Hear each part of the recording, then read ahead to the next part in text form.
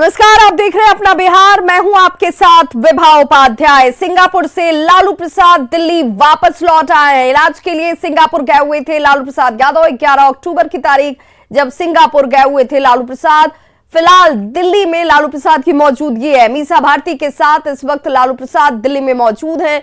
11 अक्टूबर को सिंगापुर गए थे लालू प्रसाद और अब वो दिल्ली वापस लौट आए हैं। किडनी का इलाज कराने के लिए वहां पर डॉक्टरी सलाह और जांच के दायरे से होकर लालू प्रसाद गुजरे हैं और एक बार फिर से डॉक्टरी सलाह के साथ इलाज को लेकर सिंगापुर जाएंगे लालू प्रसाद। जो जानकार सूत्र हमारे देते हुए इस वक्त जानकारी सिंगापुर के डॉक्टरों से उन्होंने स्वास्थ्य संबंधी सलाह भी लिया है और बताया जा रहा है कि एक बार फिर से जब कोर्ट से इजाजत उन्हें मिलेगी और उस इजाजत के इंतजार के बीच उनकी मौजूदगी दिल्ली में आपको नजर आएगी।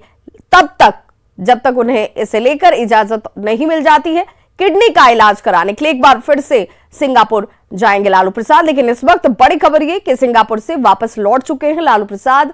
दिल्ली में वो इस वक्त मीसा भारती के आवास पर मौजूद हैं। और बड़ी खबर भागलपुर से आ रही है, जहां पेट्रोल पंप कर्मी से लूट मामले में हथियार से लैस लुटेरों ने कैसे 40,000 रुपए लूटे और यहां से फरार हो गए। शाकुंड के मां बागेश्वरी पेट्रोल पंप की घटना और लूट की वारदात सीसीटीवी कैमरे में रिकॉर्ड हो गई है। तस्वीरें इस वक्त आप अपनी टीवी स्क्रीन पर भी देख पा रहे हैं। ये वो सीसीटीवी फुटेज है जो यहां सुरक्षा के लिहाज से पेट्रोल पंप पर लगाए गए थे। इसमें ये लुटेरे साफ तौर पर नजर आते हुए, हालांकि अब इसी सीसीटीवी फुटेज के आधार पर अपराधियों की तलाश में पुलिस जुटी हुई है। 40,000 रुपए की लूट की वारदात को अपराधियों की तरफ से अंजाम दिया गया।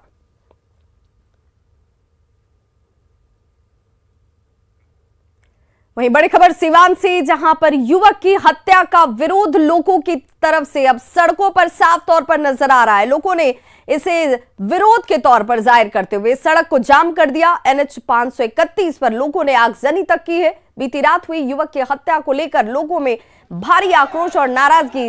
ये तस्वीरें इस वक्त सड़कों पर लोगों के उसी आक्रोश को जाहिर करती हुई अपराधियों ने गोली मारकर युवक की हत्या कर दी थी।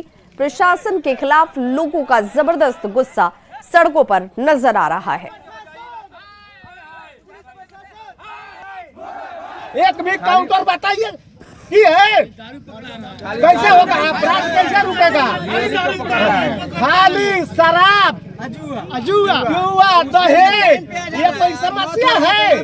पुलिस रात दिन दारू पिया है, पकड़ो।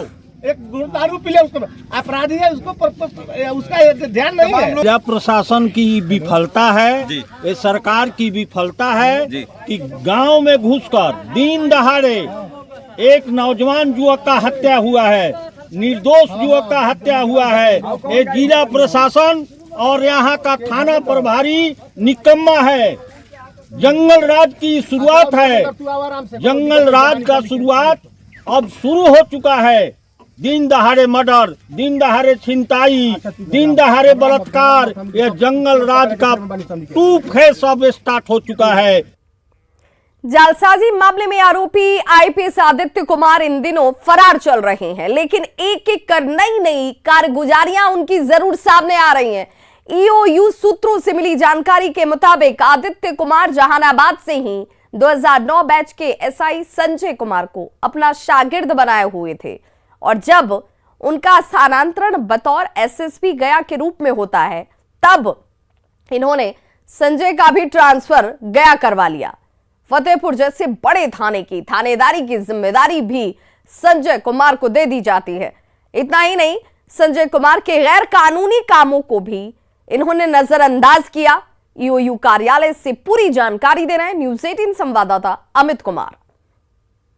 DGP संजीव कुमार सिंघल को फर्जी व्हाट्सएप कॉल के जरिए अपने झांसे में लेने में अभिषेक जो है वो कामयाब रहा और अभी जो जानकारी मिली है उसके मुताबिक एक बड़ी खबर है। खबर ये है कि सातिर अभिषेक जो है गया के तत्कालीन SSP आदित्य कुमार के कहने पे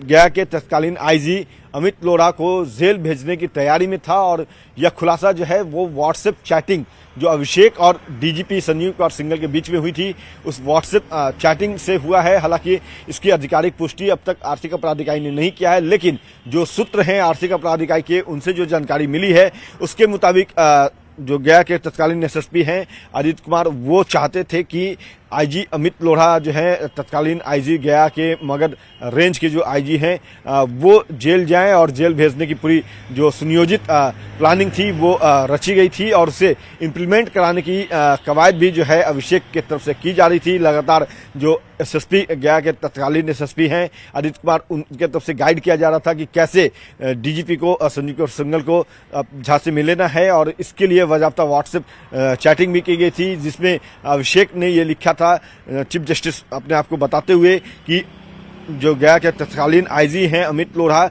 उस मामले में कार्रवाई क्यों नहीं हो रही है, क्यों जो है शिथिलता बरती जा रही है। जिसके बाद डीजीपी ने ये कहा उस चैटिंग में कि जल्द ही जो है कार्रवाई की जाएगी। 3 एडीजी जो है वो लगाए गए हैं, आर्थिक अपराध इकाई, सीआईडी जो है एडीजी, उसके अलावा पुलिस मुख्यालय के जो एडीजी हैं पर पुलिस महानिदेशक, वो लगातार काम कर रहे हैं, वर्कआउट किया जा रहा है। तो जैसे ही साक्ष्य संकलन हो जाएगा उसके आधार पे आईजी के खिलाफ जो है कार्रवाई की जाएगी, निलंबन करते हुए उन्हें जो है जेल भेजा जाएगा। तो ये तमाम बातें जो है डीजीपी संजीव कुमार सिंघल ने अपने चैटिंग में अभिषेक से वो चैटिंग कर रहे थे, जिसमें अभिषेक अपने आप को चीफ जस्टिस बता रहा था, उस चैटिंग में वो उन्होंने लिख रखा है। हालांकि इसकी आधिकारिक पुष्टि अब तक नहीं की गई है, लेकिन जो आर्थिक अपराध इकाई के जो सोर्सेज हैं उनके मुताबिक ये तमाम कवायद जो है वो की जा रही थी। और हाल देखना होगा कि जो आदित्य कुमार हैं वो कब तक कानून के शिकंजे में आते हैं, क्योंकि काम तो उनका था कानून का रखवाली करना, लेकिन वो रखवाली करने के बजाय दागाबाजी करने लगे थे, अपनी पद का, अपने पावर का वो मिसयूज कर रहे थे। अब चूंकि ये मामला पूरा कानूनी कह सकते हैं कि कानूनी तौर पे सामने आ चुका है, तो ऐसे में उनकी गिरफ्तारी कब तक होती है ये देखना बेहद महत्वपूर्ण होगा। कैमरा पर्सन सुबोध के साथ अमित कुमार, न्यूज 18 पटना।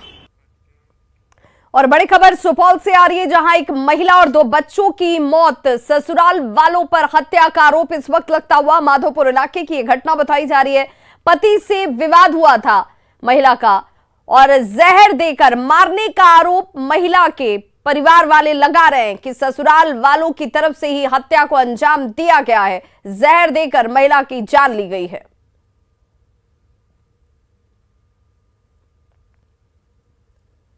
तो एक महिला और 2 बच्चों की मौत हुई है, जिसमें ससुराल वालों पर हत्या का आरोप लग रहा है। माधोपुर इलाके की यह घटना, जिसके बाद इलाके में सनसनी मच गई।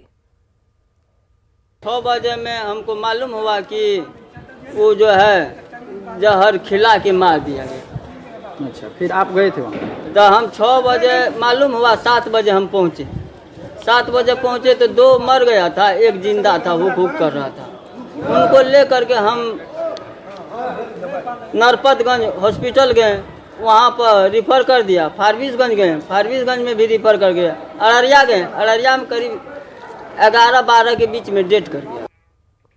और व्हाट्सएप पर जुड़ी हुई बड़ी खबर इस वक्त अपडेशन के साथ सामने आ रही है। व्हाट्सएप पर सर्वर जो व्हाट्सएप का है वो डाउन है और 30 मिनट से ये सर्वर इस वक्त डाउन बताया जा रहा है। ये बड़ी खबर इस वक्त व्हाट्सएप से जुड़ी हुई, जिसमें 30 मिनट से व्हाट्सएप का सर्वर डाउन बताया जा रहा है। मैसेज भेजने में भी अब दिक्कतें सामने आती हुई।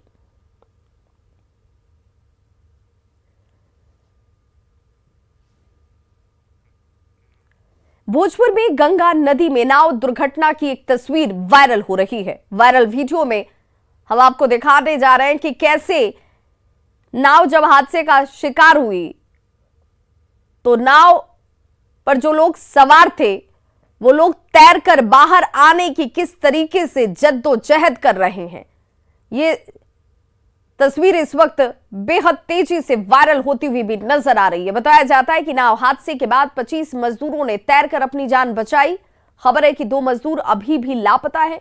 स्थानीय लोगों का कहना है कि भोजपुर और सारण जिले की सीमा पर गंगा नदी में नाव से बालू का खनन हो रहा था और तभी नदी की तेज धारा में नाव पलट गई।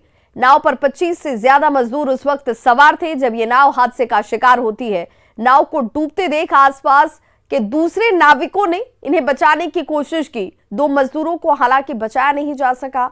ये वीडियो जो इस वक्त आप देख रहे हैं वायरल है बहुत तेजी से और अभी तक इस वायरल वीडियो की हालांकि पुष्टि नहीं हुई है। घबराइए समाज, घबराइए लोग माथे को लेना, खाली है माहे रहा लोग है ना माहे रहा है ना। चला छोड़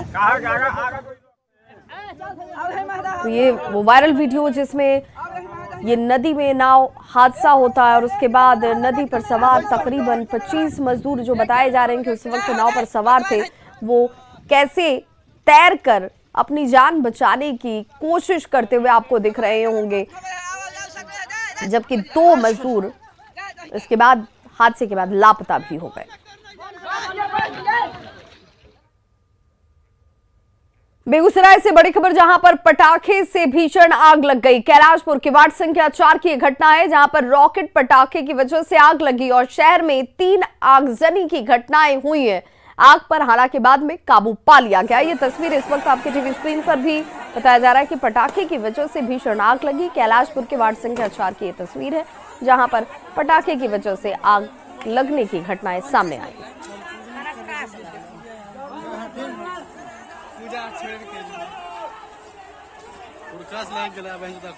तो शहर में 3 जगहों पर बताया गया कि अगलगी की घटना देखने को मिली। कल दिवाली के मद्देनजर लोगों की तरफ से पटाखे जलाए जा रहे थे और इन्हीं पटाखों की वजह से आग लगी। बेगूसराय में सड़क जाम कर रहे लोगों को काफी जद्दोजहद के बाद NH 31 से हटाया गया है। दरअसल लाखों थाना क्षेत्र के अयोध्या बाड़ी के पास रेलवे ट्रैक पर आज सुबह प्रेमी जोड़े का शव बरामद किया गया, जिनकी पहचान नूनू बाबू और रूपम कुमारी के तौर पर की गई थी। मृतक नूनू बाबू के परिजनों का यह आरोप था कि रूपम कुमारी के पिता, मां और भाई ने मिलकर दोनों की हत्या कर इस साक्ष्य छुपाने के लिए शव को रेलवे के ट्रैक पर फेंक दिया। प्रशासन ने परिजनों को जल्द से जल्द कड़ी कार्रवाई का भरोसा दिया है।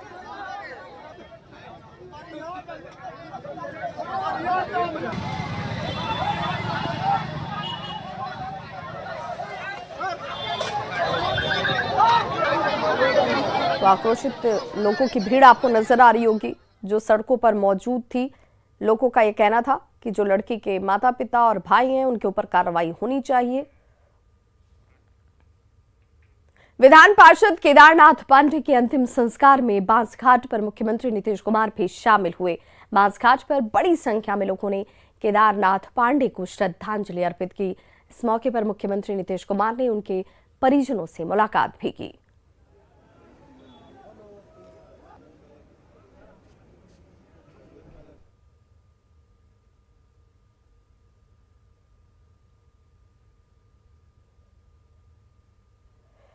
तो बांसघाट पर केदारनाथ पांडे का अंतिम संस्कार किया गया और इसी अंतिम संस्कार में शामिल होने के लिए बिहार के मुख्यमंत्री नीतीश कुमार भी पहुंचे, परिजनों को ढांढस बंधाया और उनसे मुलाकात करते नजर आए।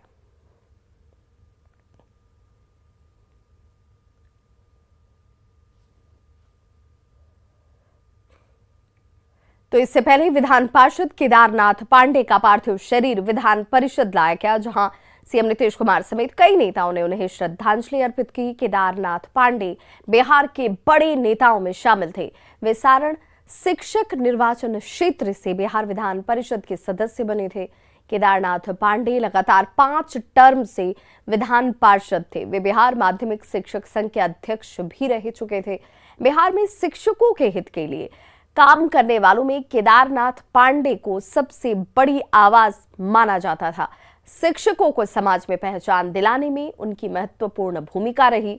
उनके आंदोलन के आगे झुकते हुए सरकारों ने शिक्षकों की कई मांगों को माना, चाहे वेतन वृद्धि का मामला हो या फिर दूसरी अन्य सुविधाओं का जिक्र कर लीजिए। उनका जीवन हमेशा शिक्षकों के प्रति समर्पित रहा।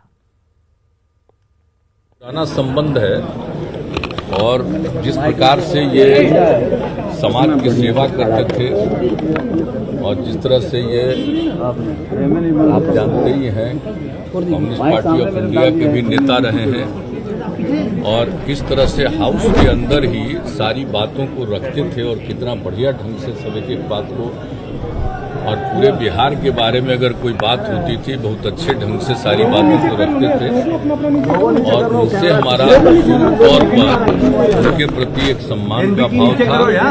हम सब दिन इज्जत करते रहे हैं कि भाई उन्होंने जितनी बातें कही है और जितना सब कुछ व्यक्त किया है उन सब चीजों का एक अलग जरूर पब्लिश कर दीजिएगा।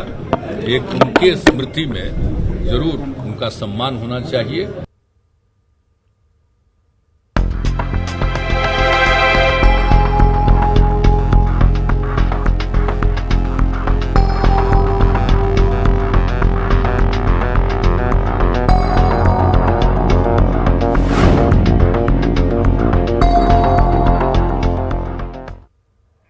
छठ और दीपावली के मौके पर हर साल लाखों की संख्या में प्रवासी बिहार के लोग जान पर खेलकर सफर करते हैं। प्रवासी बिहारवासी की त्रासदी को 3 तस्वीरों के जरिए आप आसानी से समझ सकते हैं। पहली तस्वीर पुणे की है, जहां 22 अक्टूबर को स्टेशन पर भगदड़ में एक यात्री की मौत हो जाती है। दूसरी तस्वीर मध्य प्रदेश के रीवा की है, लेकिन तारीख 22 अक्टूबर का ही, जहां पर बस और ट्रक की जोरदार टक्कर में 15 लोगों ने अपनी जान गंवा दी। तीसरी तस्वीर सूरत रेलवे स्टेशन की, जहां दूर दूर तक आपको सिर्फ और सिर्फ लोग नजर आएंगे और ये सारे लोग स्टेशन पर मौजूद है, जहां तिल भर पैर रखने की जगह नहीं है। ये तीनों तस्वीरें अलग अलग राज्यों की हैं, अलग अलग जगहों की हैं, लेकिन इन तीनों में एक समानता है। इनके बीच आपसी संबंध ये है कि तीनों का संबंध प्रवासी बिहार के लोगों से है, जो अपने बिहार में नौकरी नहीं होने की वजह से दूसरे प्रदेशों में जाकर नौकरी की तलाश में पहुंचते भी हैं और नौकरी कर अपने परिवार का पालन भी करते हैं, मेहनत और मजदूरी करते हैं। छठ और दीपावली का जब मौका आता है तब ये अपने घर लौटते हैं। इस दौरान लाखों प्रवासी बिहारवासी घर आते हैं और इस दौरान ट्रेनों में टिकट नहीं मिलती, न ट्रेनों में जगह होती है, क्षमता से ज्यादा लोग होते हैं। दीपावली और छठ के आसपास देश भर से ऐसी ही तस्वीरें कमोबेश सामने आती हैं, जिनमें बिहार और पूर्वी यूपी के लोगों को भेड़ और बकरियों की तरह यात्रा करने के लिए विवश कर दिया जाता है, छोड़ दिया जाता है। वो भगवान भरोसे होते हैं, सुरक्षित घर पहुंच पाए तो ऐसे महापर्वों में वो शामिल हो पाते हैं। सब कुछ भगवान के भरोसे ही चलता है।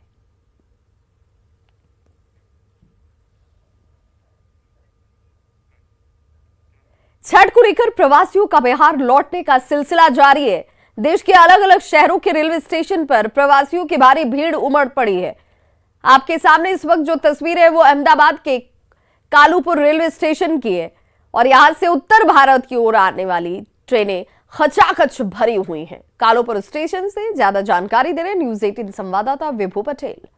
दीपावली की छुट्टी पे लोग गांव जा रहे हैं और ये अहमदाबाद रेलवे स्टेशन का कालूपुर रेलवे स्टेशन है और यहाँ भारी भीड़ है वो देखने को मिल रही है। लोग छठ पूजा करने के लिए जा रहे हैं और जो उत्तर भारत में सबसे ज़्यादा छठ पूजा का विशेष महत्व रहता है और छठ पूजा करने के लिए अपने परिवार के साथ लोग गांव जा रहे हैं और जो एडवांस बुकिंग कर दिया था और ये भीड़ है वो देखने को मिल रही है। अहमदाबाद कालूपुर रेलवे स्टेशन पे जो कितने उत्तर भारत से आने वाली सारी ट्रेनें फुल हो गए हैं। कैमरामैन अमित शर्मा के साथ विभू पटेल, न्यूज़ 18 गुजराती, अहमदाबाद। कुछ दिनों के बाद छठ पूजा जब हो जाएगी, ऐसे में दिवाली के दूसरे दिन या राजधानी दिल्ली के रेलवे स्टेशन पर, बस स्टेशनों पर बिहार और यूपी जाने वाले लोगों की ये संख्या आप देखकर समझ सकते हैं, जो छठ महापर्व में शामिल होने के लिए अपने घरों की ओर रुख कर रहे हैं। और लंबा इंतजार, घंटों इंतजार, उसके बाद टिकट मिली तो बेहतर, नहीं मिली तब भी जिस जतन से जाना हो घर जरूर जाते हैं। और यहाँ आनंद विहार रेलवे स्टेशन पर यहाँ लोगों की मौजूदगी दिखा रही है कि घर जाने के लिए ये लोग यहाँ पर घंटों इंतजार करते हुए भी दिख रहे हैं। संवाददाता भावना किशोर की ये रिपोर्ट देखिए। इस वक्त हम दिल्ली के आनंद विहार रेलवे स्टेशन में मौजूद हैं और छठ पूजा को लेकर हजारों की तादाद में लोग जो हैं बिहार और यूपी जाने वाले जो लोग हैं वो निकल गए हैं। आप देख सकते हैं इस वक्त भीड़ किस तरह से आपको नजर आएगी। आनंद विहार टर्मिनल की तस्वीरें हैं, लोग अपने परिवार के साथ, अपने छोटे छोटे बच्चों के साथ। फिलहाल अगर बात की जाए तो रेलवे की तरफ से इंतजाम किए गए हैं, ट्रेनों की संख्या भी बढ़ाई गई है, लेकिन ऐसे में भीड़ जिस तरह से बढ़ रही है उसको देखते हुए पुलिस सुरक्षा बल अलग अलग जगहों पर तैनात है। आपको तस्वीर हम दिखाते हैं दूसरी तरफ की, आप देख सकते हैं कि किस तरह से पुलिस सुरक्षा बल आपको हर तरफ नजर आएगा। चप्पे चप्पे पे बैरिकेडिंग है, पुलिस बल तैनात है और रेलवे की तरफ से किस तरह के इंतजाम किए गए हैं। काउंटर आप देख सकते हैं कि कई सारे पूछताछ काउंटर है, ताकि लोग जो पहुंच रहे हैं उन्हें किसी तरह की समस्या ना हो। जाने वाले लोगों को, बिहार जाने वालों की संख्या बहुत ज्यादा नजर आ रही है। कुछ लोगों से बात कर लेते हैं। क्या नाम है आपका, कहाँ जा रहे हैं? जी बिहार जा रहे हैं हम तो, मधुबनी जिला से हैं। अच्छा, अभी तो टिकट अभी नहीं कटा है, कहाँ जाना है? बिहार जाना है, मुजफ्फरपुर। देख सकते हैं बिहार जाने वालों की संख्या बहुत ज्यादा है। वहीं दूसरी तरफ देखिए, जिनकी ट्रेन लेट है वो भी यहाँ पर वेट कर रहे हैं, और अलग से भी इंतजाम रेलवे की तरफ से भी किया गया है बैठने के लिए। पूछताछ काउंटर आप देख सकते हैं, कई सारे काउंटर्स है जहाँ पे टिकट की जानकारी आप ले सकते हैं, और तमाम लोग जो है वो पहुंच रहे हैं। और ऐसे में कुछ तस्वीरें ऐसी भी वायरल हो रही हैं कि लोग जान जोखिम में डालकर ट्रेनों में, बसों के ऊपर बैठ के, लटक के, तो इस तरह से जो तस्वीरें वायरल हो रही है थोड़ी सी परेशान करने वाली है। लिहाजा इंतजाम किए गए हैं सरकार की तरफ से, रेलवे की तरफ से। आप उसका फायदा उठाइए, और अगर दिक्कत है तो उसके लिए काउंटर्स बनाए गए हैं, पुलिस बल अलग अलग जगहों पे तैनात है, आप उनसे पूछ सकते हैं। लेकिन इस वक्त सुबह का ये वक्त, और ऐसे में हजारों की संख्या में इस वक्त रेलवे स्टेशन पे लोग जो हैं वो पहुंच रहे हैं, क्योंकि उन्हें अपने घर जाना है। छठ पूजा को लेकर ये भीड़ है। दिवाली के दूसरे दिन की तस्वीरें हैं, जहां पे आप देखिए कुछ परिवार के लोग वहां पे भी खड़े हुए हैं, शायद अपने ट्रेन का इंतजार कर रहे हैं। उनसे बात कर लेते हैं कि क्या नाम है आपका? विशेखा। कहाँ जा रही हैं? भागलपुर। अच्छा, आप लोग का ट्रेन हो गया है कंफर्म? हो गया। कितने बजे की ट्रेन है? 1 बजे। तो देखिए, अपने ट्रेन का इंतजार कर रहे हैं, और सभी यहाँ पर छठ पूजा मनाने वाले जो लोग हैं वो अपने गांव, अपने घर जाना चाहते हैं। ऐसे में भीड़ जो है रेलवे स्टेशनों पे आपको बहुत ज्यादा देखने को मिलेगी। यहाँ पर मैक्सिमम जो लोग हैं वो ज्यादा से ज्यादा बिहार वाले हैं, क्योंकि बिहार में जिस तरह से इस पर्व को बड़े उस लेवल पे मनाया जाता है, और यूपी में भी उसी तरह से तस्वीरें, आप दूसरी तरफ की तस्वीरें आप देखिए कि वहां पर किस तरह से बैठने के इंतजाम किए गए हैं। जो जाने वाले लोग हैं, अगर उनकी ट्रेन लेट है तो ऐसे में इंतजाम भी पूरे किए गए हैं। स्क्रीन लगाई गई है, ट्रेनों की जानकारी उस पर फ्लैश हो रहा है। उसके अलावा काउंटर्स हैं, खाने पीने की भी व्यवस्था है कि अगर किसी को भी कोई समस्या यहाँ पर ना हो। आनंद विहार के अलावा नई दिल्ली रेलवे स्टेशन, पुरानी दिल्ली रेलवे स्टेशन, कई सारे बस अड्डों पे इसी तरह की भीड़ देखने को मिल रही है। भावना किशोर, न्यूज 18 के लिए। तो खबरों का सिलसिला लगातार जारी है, आप देखते रहिए न्यूज 18 बिहार झारखंड। यहाँ खबरों का सिलसिला कभी नहीं थमता।